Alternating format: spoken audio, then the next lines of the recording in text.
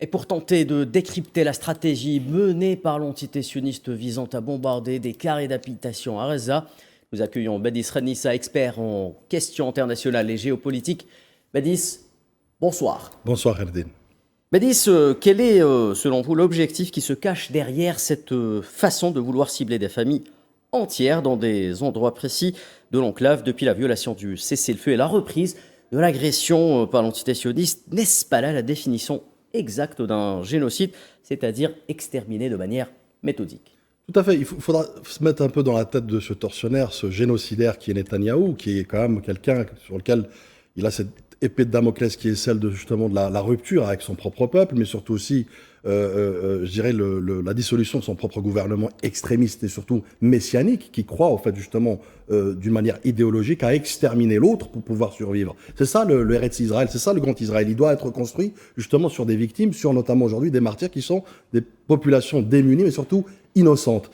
Ensuite, ce que j'ai qualifié de guerre de la terreur. Pourquoi? Parce que c'est aussi un dessein politique derrière ce génocide, comme vous l'avez dit, méthodiquement orchestré, mais surtout caractérisé par des faits réels. Plus de 1410, peu ou prou, familles ont été rayées de l'état civil. C'est pour vous dire que c'est plus de 6000 personnes. Donc, il y a un dessein politique parce qu'il y a un levier de pression à mener, et c'est ce qu'essaye tant bien que mal Netanyahou à mettre en place, à savoir cette épuration ethnique, ce déplacement de la population par la terreur. Donc cette guerre de terreur a là pour dessein, effectivement, pour finalité, de pouvoir accélérer et mettre la pression et la panique au camp, justement, des Palestiniens, sauf que ça fait l'effet inverse.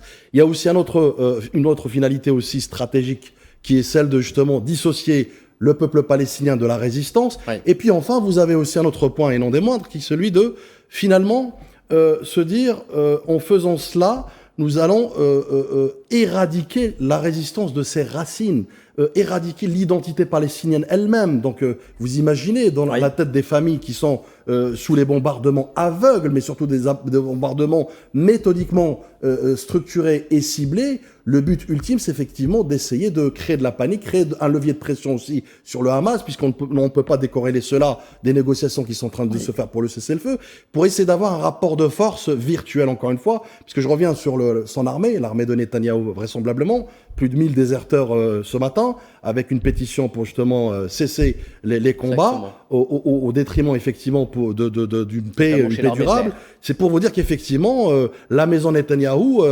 est en ce moment sur des fondations sablonneuses, sur des fondations houleuses. Merci infiniment Badis Renissa pour votre analyse. Je rappelle que vous êtes expert international en questions géopolitiques. Merci à vous.